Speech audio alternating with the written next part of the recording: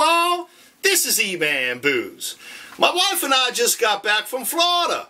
We was visiting our friends in Jacksonville, and we took a day trip down to St. Augustine because they got a new distillery down there called St. Augustine Distillery. Now, for those of you who have never been to St. Augustine, it is not only the nation's oldest city, but a really cool place to visit. Lots of neat historical locations and many great shops and restaurants and things of that nature. But the distillery is what I had on my radar. So we drove on down from Jacksonville and pulled up in front of the old FP&L Ice House, which was built in 1907. The whole building's been renovated. It took a couple of years and over $3 million to do. And there's like 28 people involved in this project who are invested in it pretty heavily. And what they're trying to do is they're trying to bring together local farmers with the rest of the community to incorporate some of the locally grown produce into these here spirits. So right now they got a vodka and they got a gin. And we're going to get into these today. So let's get them in a glass and see what we nosing up and tasting. First up's the vodka. And we're going to talk a little bit while we pour them in the glass and let them open up and air out a bit. We're going to talk about who's behind these spirits from the distillation standpoint. There's two fellas who are really, really talented distillers. One being David Pickerell. He's a fixture in the industry. He's helped 20 plus craft distilleries open their doors. And he's a mentor. He's a consultant. He also was a master distiller at Maker's Mark for a number of years. So he behind some of this. Then you got Brendan Wheatley. Now Brendan used to work at Germain Robin in Mendocino, California. And they make some of the greatest brandies in the country, without a doubt. So you got these two powerhouse distillers that really know what they're doing, and they're putting good things in the glass. So let's nose up the vodka and the gin and see what they're all about. Now, what do they distill from? They're distilled from cane, sugar cane, from cane neutral spirit in particular. It's spirit that is distilled to 190 proof or so, and they use the copper pot stills to get just the right flavors out of these here spirits. Of course, the vodka is just distilled through the copper pot still.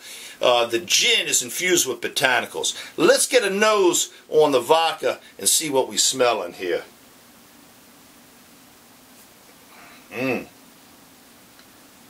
There's a really interesting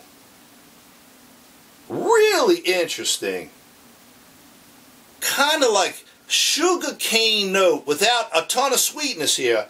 It's almost like not quite like vanilla or toffee or anything, more like a custardy type of note on the nose. You're picking up some of the classic vodka smells, and I'm even getting something here like a little bit of fennel or anise maybe. Let's give her a taste. Let's take a look at it first here. Now, these aren't chill filtered, so they are very clear, though. They're looking good up in the light here. But when you don't chill filter them, you're leaving in some of the good stuff in there that helps on the flavor profile. But let's put it on the palate and see what we're finding out here.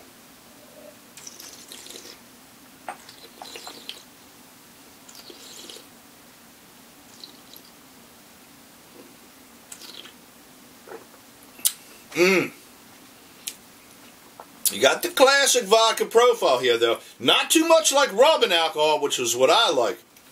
But there's a little something special here from the cane neutral spirit.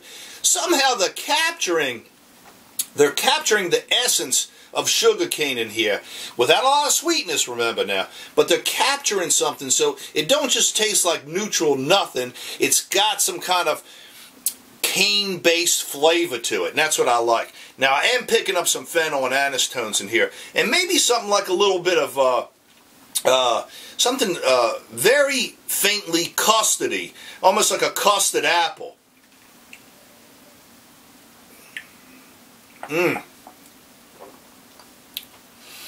Very clean. I'm loving it. You know me, I ain't real big on vodkas.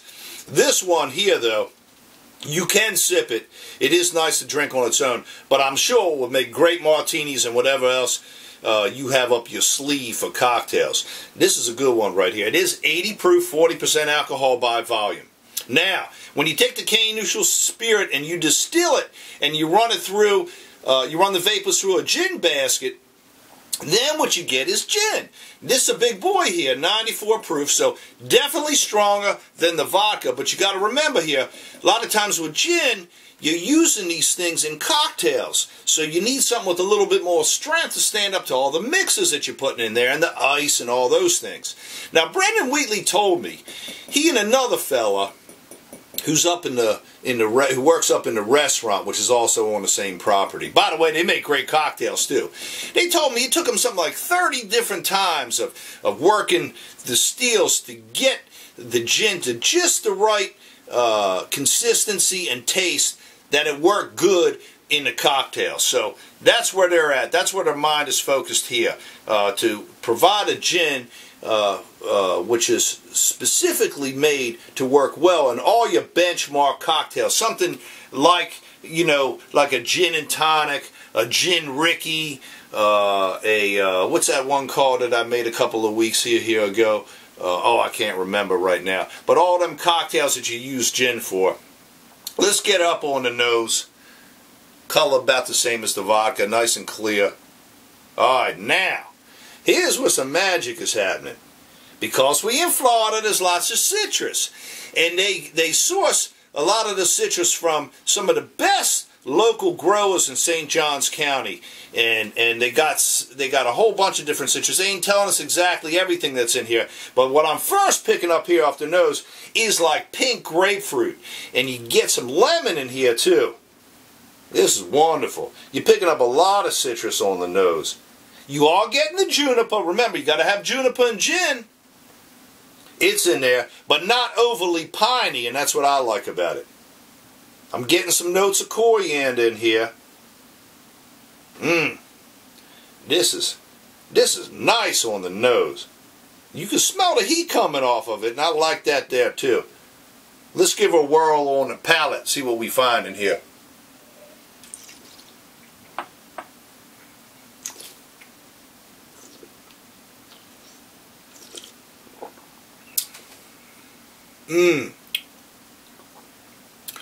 Juniper come through good. Not real strong, but definitely bold enough to stand up to cocktail mixing. Now, the citrus is what really stands out. I love these botanicals in here. And the coriander notes too. That pink grapefruit that I was talking about, you definitely pick it up on the palate. And they also got angelic in here and coriander. And there's a couple other things that they don't tell you about. It's all proprietary and that's all good by me. But this here would mix very well in all your gin-based cocktails. So this is one to watch out for. Now, where's this stuff located at? Where do you get it? Well, you can get it at the distillery. It's in a very few scarce locations in Florida. But as they get rolling here, it's going to be appearing in more locations. So, oh, let me show you a picture. I got a picture here with old Brendan. He's something else. He's got a lot of neat philosophies on craft distilling, and I love what he's doing here. Let me see if I can't find this picture here. All right, here old Brendan, me and Brendan right here. He's a dynamite guy. Really knows how to work these steels here too. We had a good time, and I recommend if you're down in St. Augustine, visit these guys because they tearing things up down there. And another thing, we saw all the bourbon sitting in barrels. It's going to be released in 2018, and I can't wait. And there's also rum on the horizon, and I can't wait for that either. Now, this month on MainStreetDistilleries.com, we feature in St. Augustine Distillery as the Distillery of the Month. So please go on MainStreetDistilleries.com to read my column. It'll be available within the first couple of days of August. I'm E-Man Booze. Catch me on YouTube, Facebook, Twitter, Instagram, and MainStreetDistilleries.com. Bye, you all!